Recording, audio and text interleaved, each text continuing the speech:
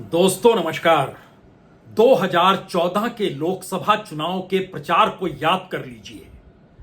मौजूदा वक्त के प्रधानमंत्री नरेंद्र मोदी उस वक्त प्रधानमंत्री पद के दावेदार थे और समूची बीजेपी या कहें समूची आरएसएस जिस तर्ज पर इस देश में चुनाव प्रचार कर रही थी और उसकी अगुवाई खुद नरेंद्र मोदी कर रहे थे, उस दौर में आपने कभी नहीं सुना होगा कि हिंदू और मुस्लिम का सवाल टकराव पैदा करने वाला किसी मुद्दे की शक्ल में 2014 के चुनाव में उठ गया हो। अपने एक भी भाषण में उस वक्त नरेंद्र मोदी ने, जो उस वक्त गुजरात के मुख्यमंत्री और प्रधानमंत्री पद के दावेदार थे, उन्होंने किसी भी मुद्दे को उठाया लेकिन हिंदू मुसलमान के मुद्दे को नहीं उठाया। उस दौर में सवाल करप्शन का था, स्कैम का था, गवर्नेंस के तौर तरीकों का था, कानून व्यवस्था का था, गरीबी मुफलिसी का था, इस देश के भीतर में आम लोगों की जिंदगी कितनी कठिनाई में है, उस तमाम सवालों को लेकर और करप्शन के आश्रय कांग्रेस को कटघरे में खड़ा करने का भाषण एक नहीं तकरीबन 300 जगहों पर दिया गया। लेकिन एक भी भाषण समाज के भीतर हिंदू मुस्लिम को लेकर नफरत पैदा करने वाला बिल्कुल नहीं था। 2017 उत्तर प्रदेश का चुनाव, उस वक्त कोई चेहरा नहीं था बीजेपी की तरफ से। चुनाव के मैदान में सिर्फ दिल्ली और खास तौर से नरेंद्र मोदी प्रधानमंत्री बनने के बाद चुनाव मैदान में उतरे और एक बार भी जिक्र हिंदू मुसलमान के टकराव को लेकर इस तर्ज पर नहीं हुआ जिस तर्ज पर 2022 में हुआ। 2017 का चुनाव अखिलेश यादव या कहें समाजवादी पार्टी या कहें मुलायम सिंह यादव या कहें उस दौर में कांशीराम और मायावती की यादें भी ताजा थी, तो बीएसपी और समाजवादी पार्टी की सरकारों के भ्रष्टाचार, उसमें जाति समीकरण और उसके आश्रय राजनीति को साधना और सत्ता तक पहुंचना और फिर अपने वोट बैंक के लिए ही सब कुछ करना, यही सवाल 2017 के चुनाव में भी था। लेकिन 2022 का चुनाव ऐसा नहीं था। वो खुले तौर पर 80-20 का खेल था, एक ऐसा खेल जिसमें बड़ी मोटी लकीर उत्तर प्रदेश के भीतर विधानसभा चुनाव में घोल दी गई। और अगर आप प्रधानमंत्री मोदी का जिक्र कर रहे हैं तो 2019 में भी अयोध्या का जिक्र नहीं आया था, राम मंदिर का जिक्र नहीं आया था, हिंदू मुस्लिम का सवाल नहीं उठा था, उस रूप में नहीं उठा था जिस रूप में 2024 के लोकसभा चुनाव में उठा।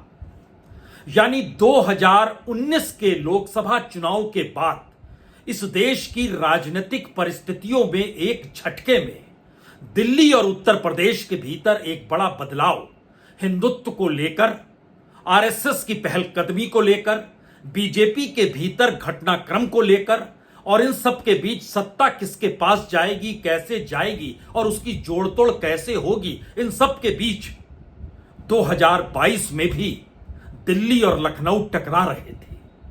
और यह सवाल उस वक्त भी बड़ा था, योगी आदित्यनाथ को गद्दी पर दिल्ली रहने देगी या नहीं देगी। तमाम राज्यों में हर मुख्यमंत्री को बदल दिया, हटा दिया, मनमर्जी के माफिक जिसे चाहा उसे मुख्यमंत्री बनाया, लेकिन अंगद के पांव की तरह उस राजनीतिक जमीन पर योगी आदित्यनाथ ने अपने पांव टिका दिए जहां पर उनकी अपनी राजनीति ने दिल्ली को भी चुनौती दे डाली।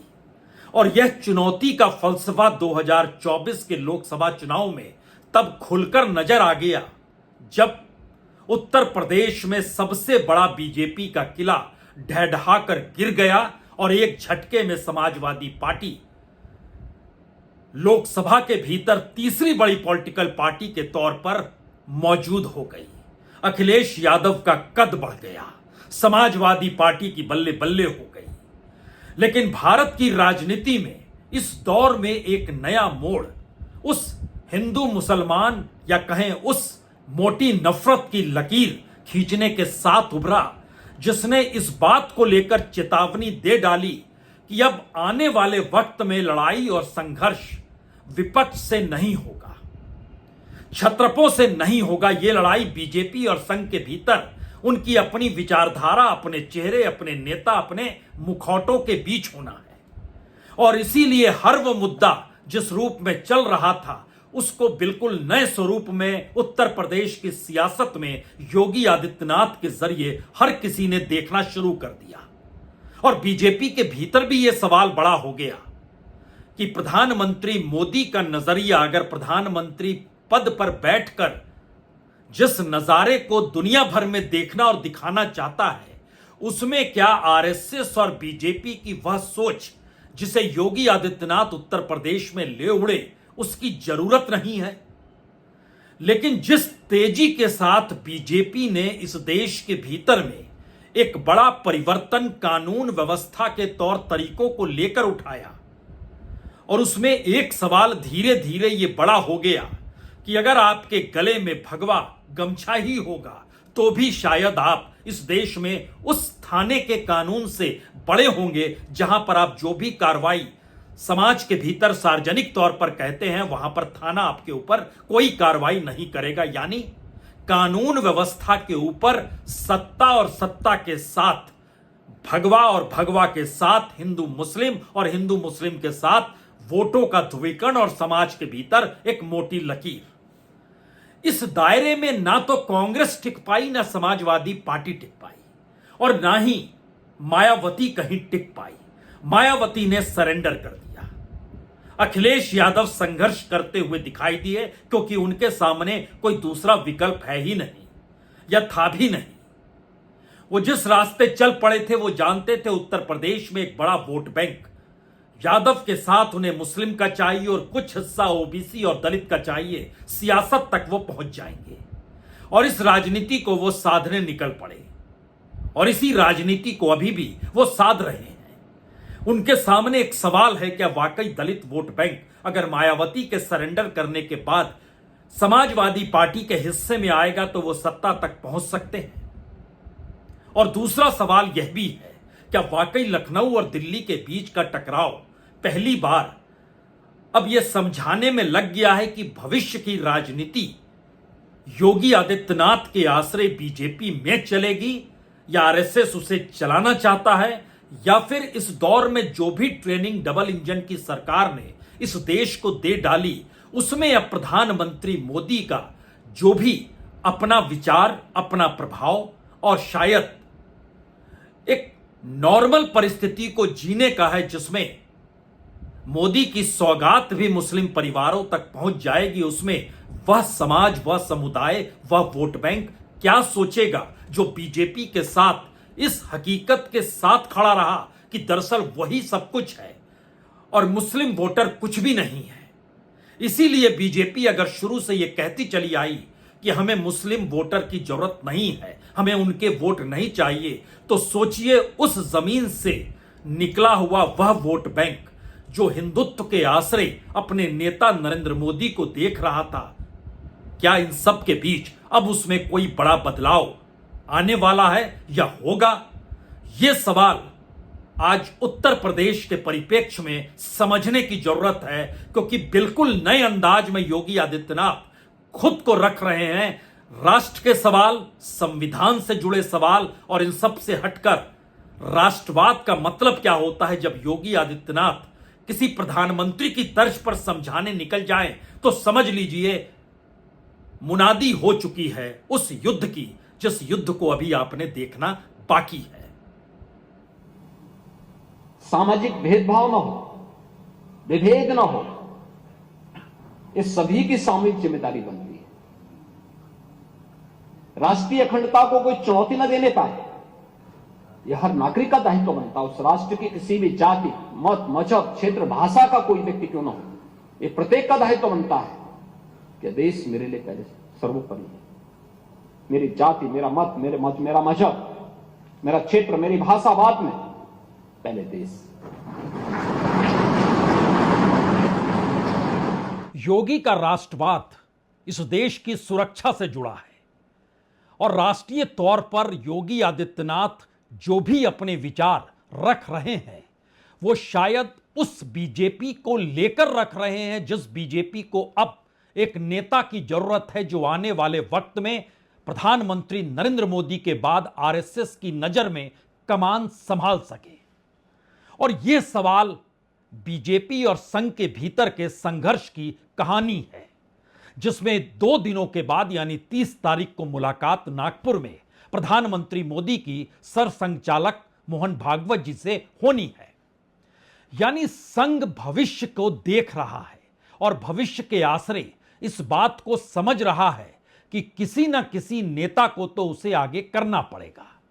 इसीलिए पहला सवाल, योगी आदित्यनाथ की कुर्सी को खतरा उत्तर प्रदेश में नहीं है। योगी आदित्यनाथ की कुर्सी लखनऊ से उठकर दिल्ली आ सकती है या नहीं, इसका परीक्षण वो अपने तौर पर कर रहे हैं और इसके लिए वो चाहते हैं कि आरएसएस उनके पीछे खड़ी हो जाए। इसीलिए राष्ट्रीय मुद्दे सिर्फ नेशनलिज्म के आसरे नहीं, बल्कि संविधान को लेकर भी अपने विचार खुले तौर पर योगी आदित्यनाथ रख रहे हैं। न्यू एजुकेशन पॉलिसी के तहत जो 3 भाषाओं का जिक्र है, 3 लैंग्वेजेस का जिक्र है, जिसको लेकर स्टालिन या तमिलनाडु के भीतर विरोध है या दक्षिण भारत के राज्यों में विरोध है, उसका जवाब भी उसी पुख्ते तरीके से खुद योगी आदित्यनाथ देते हैं जिस तरीके से प्रधानमंत्री मोदी कहीं बोल नहीं पाए हैं। तो क्या योगी आदित्यनाथ अपनी उस राजनीतिक छवि को संघ और बीजेपी के भीतर अब एक विस्तार दे रहे हैं, क्योंकि एक पूरी की पूरी वोटों के ध्रुवीकरण के आसरे जो राजनीति इस दौर में पनपी, उसमें जो हिंदू वोटर था वह अब भविष्य में योगी आदित्यनाथ को देख रहा है और उसमें एक बड़ा शिफ्ट आ रहा है, जो प्रधानमंत्री मोदी से शिफ्ट होकर योगी आदित्यनाथ की तरफ जा रहा है क्या। लेकिन इसके समानांतर अगला सवाल यह भी है कि 2024 के चुनाव के रिजल्ट में उत्तर प्रदेश का किला जो ढह कर गिरा, उसमें दिल्ली की बेचैनी इस बात को लेकर है कि योगी आदित्यनाथ चाहें तो उत्तर प्रदेश में मोदी के किले को भरभरा सकते हैं और दिल्ली कभी नहीं चाहेगी कि योगी का किला इतना मजबूत होते चला जाए। शायद इसीलिए गाहे बगाहे आपके सामने इस दौर में जो भी मीडिया में रेंगती हुई तस्वीर दिखाई देगी, उसमें निशाने पर योगी आदित्यनाथ होंगे ही। यानी जो नेशनल मीडिया दिल्ली में पीएमओ के इशारे पर चलता है, वो क्या बिना इशारा दिए लखनऊ के खिलाफ हो सकता है? यह पहले राउंड की पहली तस्वीर है। इसके समानांतर एक दूसरी तस्वीर अखिलेश यादव को लेकर उभरती है। अखिलेश यादव दोबारा से उस राजनीति को साधना चाहते हैं जो उत्तर प्रदेश के जातीय समीकरण में समाजवादी पार्टी को सत्ता तक पहुंचा दे। क्योंकि 2022 के चुनाव को अगर याद कीजिएगा तो एक लिहाज से काफी ज्यादा वोट, काफी ज्यादा से मतलब है लगभग 32% वोट समाजवादी पार्टी को मिले थे। बीजेपी को मिले थे लगभग 42%, 41.29% बीजेपी को मिले थे। हालांकि सीटों का अंतर काफी ज्यादा था, 111 सीट समाजवादी पार्टी को मिली थी और बीजेपी को 255 सीट मिली थी। अब यहां पर अगला सवाल यह है, क्या इस दौर में जातीय समीकरण की राजनीति उत्तर प्रदेश की राजनीति को इतना प्रभावित कर सकती है कि योगी आदित्यनाथ जो बड़े ही एग्रेसिव तरीके से खुले तौर पर एंटी मुस्लिम स्टैंड ना कहें बल्कि प्रो हिंदू और एंटी मुस्लिम के बीच चलकर वो सीधे सीधे इस बात का ऐलान करते हैं, वो हैं तो हिंदुओं की सुरक्षा है, अन्यथा नहीं है। वो हैं तो अपराधों से मुक्ति है और अपराध वह तबका करता है जो उन्हें वोट नहीं देता है। यानी एक ऐसी राजनीतिक लकीर उत्तर प्रदेश के भीतर 2022 के बाद पहली बार टकराने को तैयार है, जहां पर अखिलेश यादव पायदान एक एक बढ़ रहे हैं। वो जान रहे हैं कि पीडीए का मतलब दरअसल जाति समीकरण को जोड़ते हुए जो राहुल गांधी जिस राजनीति को जाति जनगणना के आसरे ले जा रहे थे, उसमें उत्तर प्रदेश के क्षेत्रीय मिजाज को घोल दिया जाए और उनके अनुकूल वोट बैंक क्रिएट हो जाए। इसीलिए ध्यान दीजिए, जब औरंगजेब का सवाल उठा तो राणा सांगा का सवाल समाजवादी पार्टी के नेता सुमन ने उठाया। रामजी लाल सुमन जो जाति के हिसाब से दलित हैं, और जब राणा सांगा के मुद्दे को जो उन्होंने उठाया, उसके बाद करणी सेना ने जब उनके आगरा के घर पर धावा बोल दिया तो सवाल यह नहीं था कि औरंगजेब और राणा सांगा कहा जाए, सवाल यह था कि करनी सेना तो ठाकुरों की है, राजपूतों की है। और उत्तर प्रदेश की राजनीति में इस वक्त एक ठाकुर मुख्यमंत्री है, जो कि ब्राह्मण और ठाकुरवाद भी जहां टकराए वहां पर ठाकुरवाद का बोलबाला था। तो रामजी लाल सुमन के राणा सांगा पर दिए बयान से हटकर खुले तौर पर पूरी समाजवादी पार्टी लग गई कि एक दलित के घर पर हमला हुआ है, क्योंकि इस दौर में मायावती उत्तर प्रदेश की राजनीति में खामोश है। इसीलिए समाजवादी पार्टी का हर नेता यह सामने निकल कर आया और खुद अखिलेश यादव भी निकल कर आए कि देखिए, दलितों पर हमला राजपूत कर रहे हैं। रामजी सुमन जी पे इसलिए अटैक हुआ कि एक तो वो दलित है और दलित होने की वजह से उन पर अटैक हुआ है।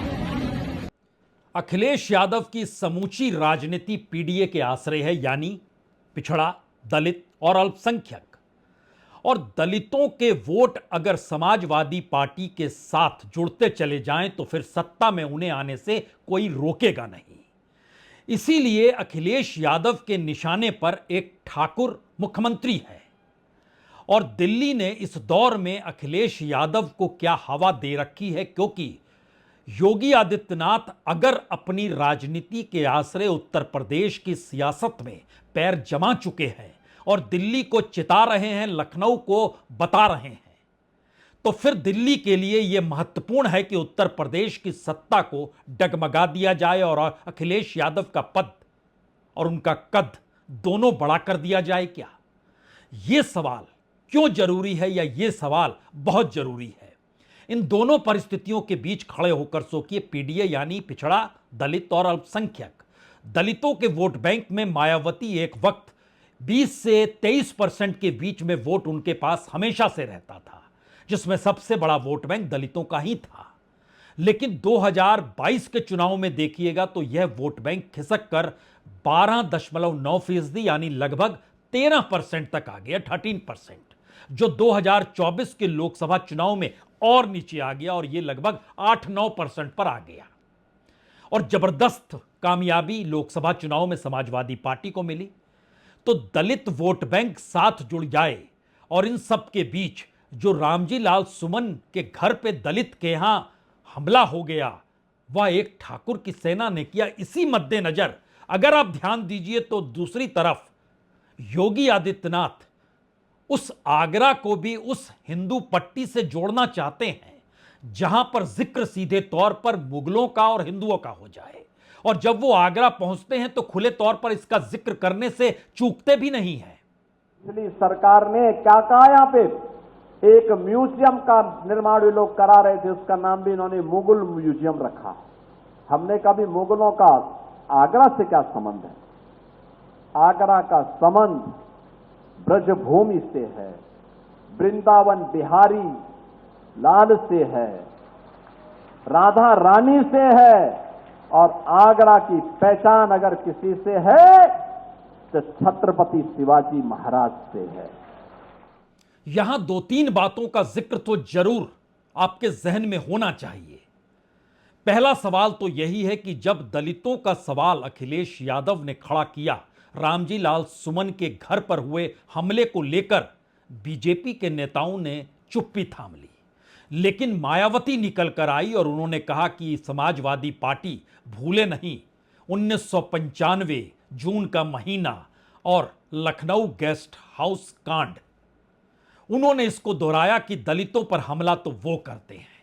बीजेपी ने खामोशी बरती। दूसरी तरफ योगी आदित्यनाथ ने जब राष्ट्रीय सुरक्षा और हिंदुत्व को लेकर जो पाठ उत्तर प्रदेश के परिप्रेक्ष्य में पढ़ने शुरू किए, दिल्ली ने उस पर चुप्पी थाम ली। लेकिन दिल्ली ने हर उस जगह पर धीरे धीरे एक बड़ा स्पेस क्या अखिलेश यादव या समाजवादी पार्टी को दिया, और एक त्रिकोण इस दौर में बना जिसमें एक तरफ लखनऊ में योगी आदित्यनाथ की सत्ता है, दूसरी तरफ दिल्ली मोदी शाह की सियासत है, और तीसरी तरफ अखिलेश यादव जो पीडीए के आश्रय उत्तर प्रदेश की सत्ता पर अब धीरे धीरे अपनी लगाम मजबूत करना चाहते हैं और इस पूरी प्रक्रिया में निशाने पर कांग्रेस भी है जो बीजेपी के निशाने पर है। यानी जाति और संविधान दोनों के लिहाज से बीजेपी ने कांग्रेस पर नकेल कसी है। यानी आने वाले वक्त में उत्तर प्रदेश के चुनाव में अखिलेश सीधी तौर पर टक्कर बीजेपी से चाहते हैं, जी नहीं, योगी आदित्यनाथ से चाहते हैं। और योगी आदित्यनाथ के काउंटर में अखिलेश का आगे बढ़ना दिल्ली के लिए क्या एक अनुकूल सियासत है? यह सवाल इसलिए बड़ा महत्वपूर्ण है क्योंकि उत्तर प्रदेश गुजरात के बाद दूसरी बड़ी राजनीतिक प्रयोगशाला संघ के लिए भी रही। और अब जब चर्चा इस बात को लेकर है कि बीजेपी का नया अध्यक्ष कौन होगा, उस अध्यक्ष के आने के बाद यह तय होगा कि भविष्य में बीजेपी की कमान प्रधानमंत्री पद के दावेदार में किस शख्स को सामने रखा जाएगा।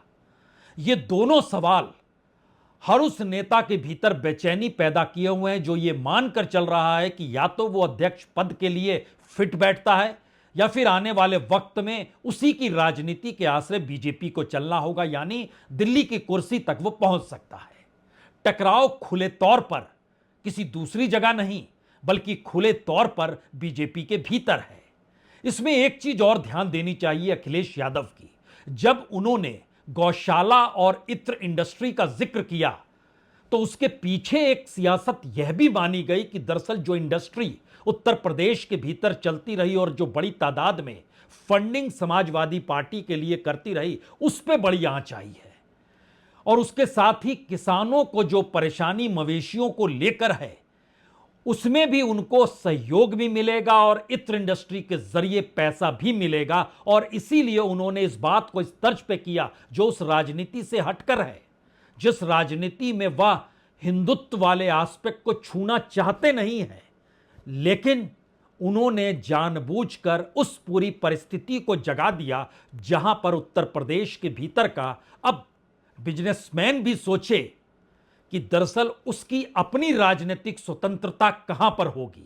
आप बताइए, दुर्गंध पसंद करते हैं इसीलिए गौशाला बना रहे हैं, हम सुगंध पसंद कर रहे थे इसलिए इत्र पार्क बना रहे थे। बताइए, ये सांड पकड़ रही है सरकार के नहीं पकड़ रही है? आप खुद जानते होंगे।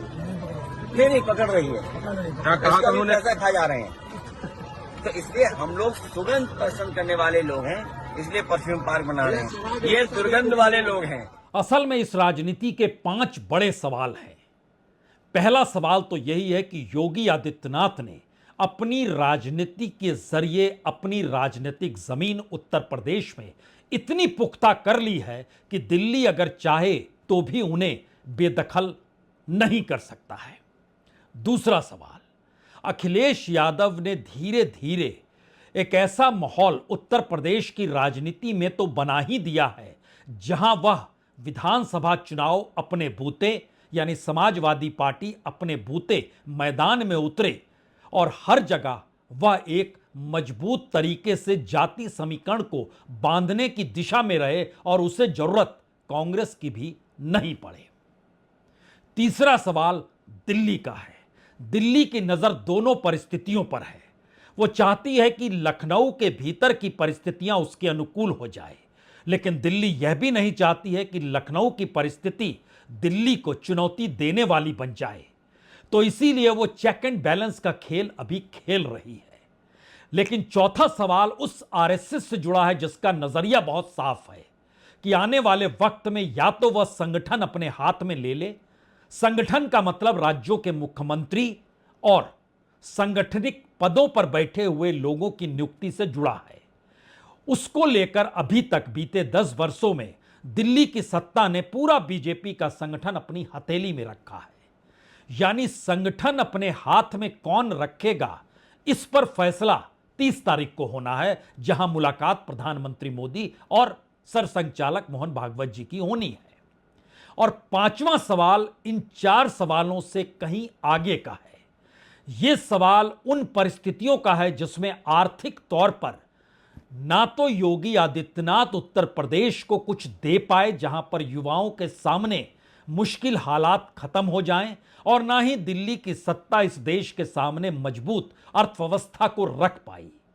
उसके आगे नया सवाल उस कॉरपोरेट, उस बिजनेसमैन या उस पूंजी का है जिसे अब लगने लगा है कि दरअसल यह सोच राजनीतिक तौर पर सत्ताओं को तो मजबूती देती है और सत्ता में टिकाए रखती है, लेकिन उनके अपने बिजनेस के लिए यह कहीं घाटे का सौदा तो नहीं है। और यहीं पर बड़ा सवाल है कि वह पॉलिटिकल पूंजी क्या उत्तर प्रदेश के चुनाव से ठीक पहले अखिलेश यादव के पक्ष में जाएगी या नहीं जाएगी। यह दिल्ली के इशारे पर निर्भर करेगा या योगी आदित्यनाथ के इशारे पर निर्भर नहीं करेगा। और इस दौर में सबसे बड़ी जरूरत अखिलेश यादव के लिए उसी पॉलिटिकल पूंजी की है जो पाइपलाइन दिल्ली से होकर गुजरती है और दिल्ली ने उस पर रोक लगा रखी है। इन 5 सवालों के बीच आखिरी सवाल, ऐसा कुछ भी नहीं है जिससे यह लगने लगे कि योगी और मोदी का टकराव चरम पर है, बिल्कुल नहीं। यह दरअसल ढाई चाल का खेल है जिसके भीतर आश्वस्त दोनों होना चाहते हैं कि हमारी गद्दी बरकरार रहेगी और आप चुनौती नहीं देंगे, लेकिन दोनों ये कहने की स्थिति में नहीं है क्योंकि दोनों को लगने लगा है कि चुनौती अगर आपस में एक दूसरे को नहीं दी गई तो कोई तीसरा खड़ा हो जाएगा और ये आरएसएस देख रही है। यही सवाल इस दौर में दोनों के लिए सबसे बड़ा है। बहुत बहुत शुक्रिया, बहुत बहुत शुक्रिया।